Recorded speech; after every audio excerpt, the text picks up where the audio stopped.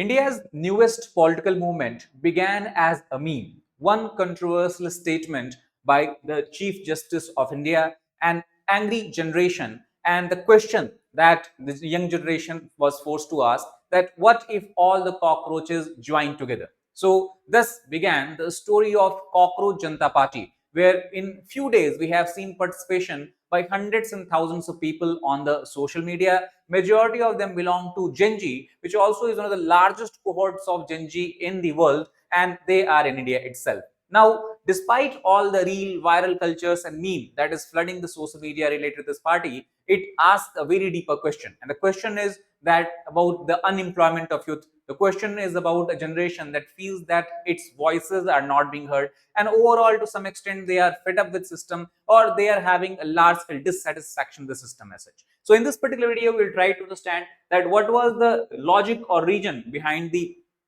coming of this political party which has taken the refuge of satire to attack the system, and what extent of protest we are seeing on the social media, and to what extent this kind of alternative political movement can become successful in India. So first of all, to give you background of the entire controversy, Chief Justice of India made a remark where he has referred to some unemployed youth as cockroaches and parasites who continuously are attacking the system.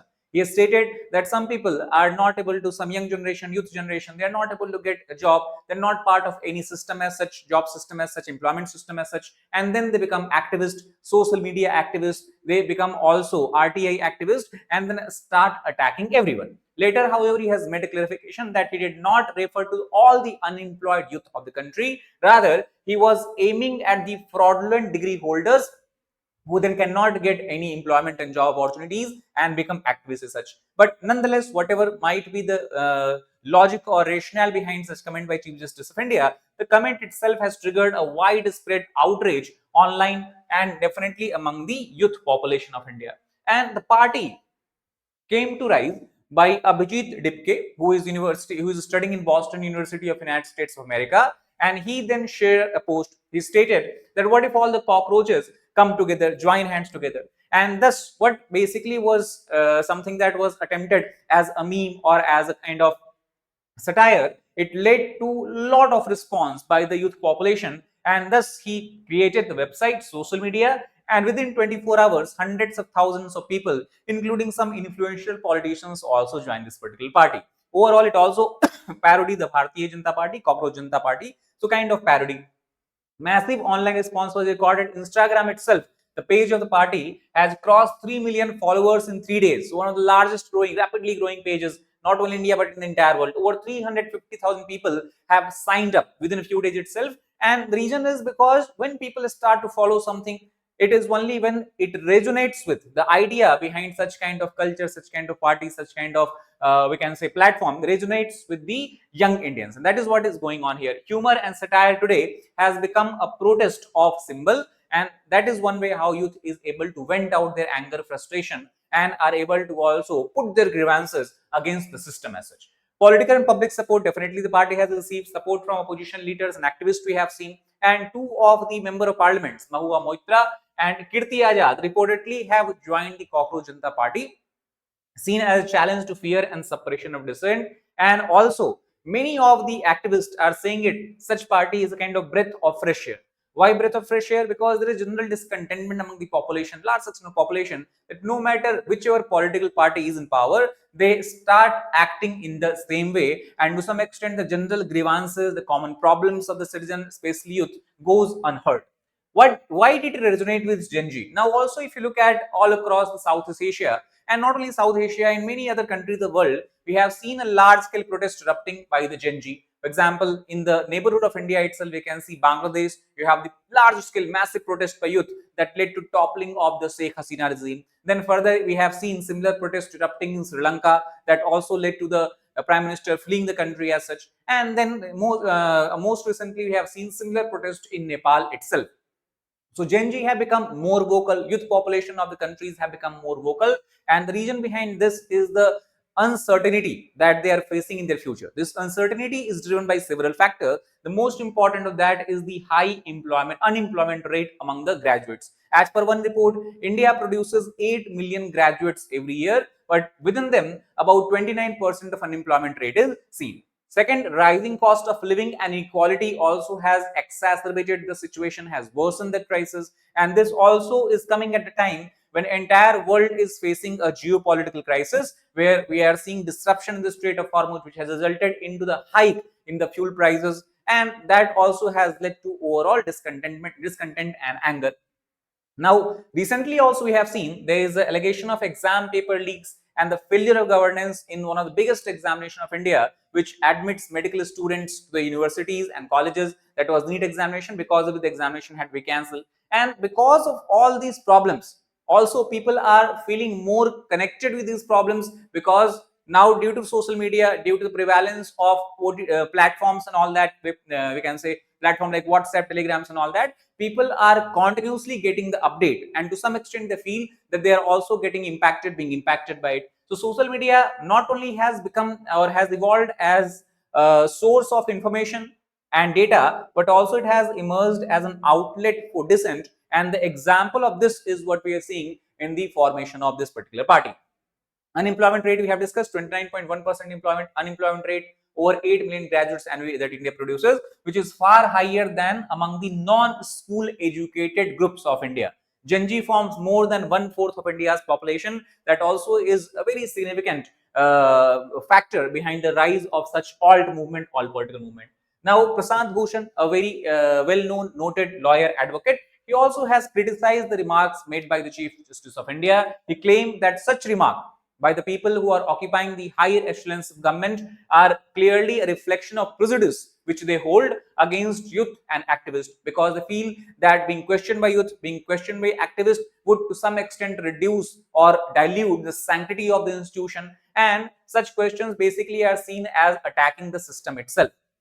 He also has linked the frustrations that Gen Z is showing by joining this party, by pouring a larger support to such kind of movement, is because of the rising inequality. But interestingly, this also is a fact we have to keep in mind. Inequality, whether it is in the sense of income, in the sense of social inequality, in the sense of gender-based inequality, it is continuously rising, not only in India, but many other parts of the world itself. And overall, to some extent, crony capitalism is always felt is the region and the cause of such rising inequality, because it is believed that the top 1 to 2% of the population, whether it is the global population, all the countries' population, has access to over 80-90% of the resources. Such. And that's why Prashant Bhushan has called for a stronger youth participation in politics in any form. Now, this particular party, Cockroach Janta party, that we have seen evolving, and also we have seen other similar kind of movement as a national parasitic front. So these basically are nothing but an example of satire. Satire, since many years, generations, we can say, has been used as a way of political expression. And satire simplifies political frustration. Not only that, it is able to resonate with a much more larger section of population, because humor especially attracts younger audiences as they pour their support to such kind of movement. As such, global movements use absurdity to challenge authority. This we have seen not only in the modern times, but even in the earlier times. Internet culture, however, has amplified such kind of political messaging rapidly. Imagine 20, 30, 40 years from ago, you could not have imagined such a large scale support to such kind of movement, because social media itself was missing. Internet penetration was very low. Very less number of people had access to websites, internet, and all this kind of system. Today, because internet culture, most of people are involved here, are engaged here. They are continuously scrolling through their Instagram feed, Twitter feeds, Facebook posts, and all that. That's why they feel they have this opportunity to join this satire and give their support. Inside the Cockroach Janta party, if you look, they also have made this more funny in nature, because they have said that the eligibility to join this party is very simple.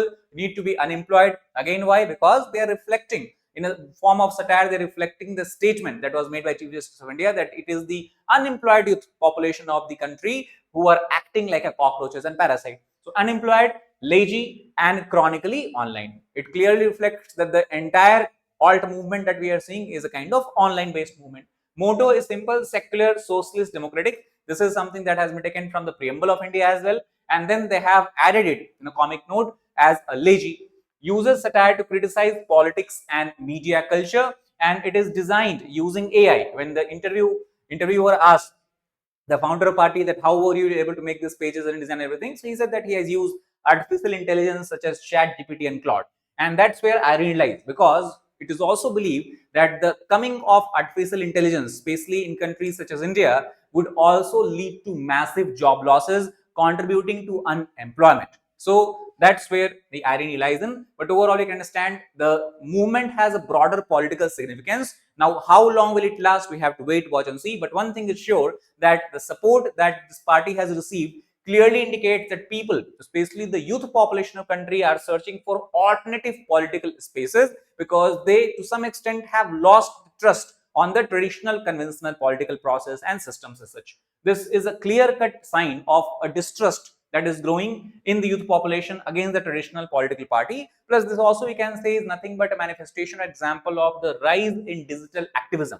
Earlier, when you had some grievances against government, you used to find form a group physically, then you have to go and carry out protest and all that. Now that protest has become much more easier today, because digital media or digital platform provide you that opportunity. So the rise of such parties are clear example of rise of digital activism, and large scale involvement of Gen Z clearly indicates that they are also going to play a vital role in shaping political discourse going forward. Their voices is something that political parties should not ignore. Their voices need to be heard. Their concerns and grievances need to be solved and addressed. In conclusion, we can say that though this single statement, that what if all the cockroaches come together, it was a single statement which was meant as a joke, it has evolved into a national conversation. It has now taken place in the national media, news channels, and even international newspapers and agencies are now talking about it. For example, this article itself that we have discussed was published in Al Jazeera,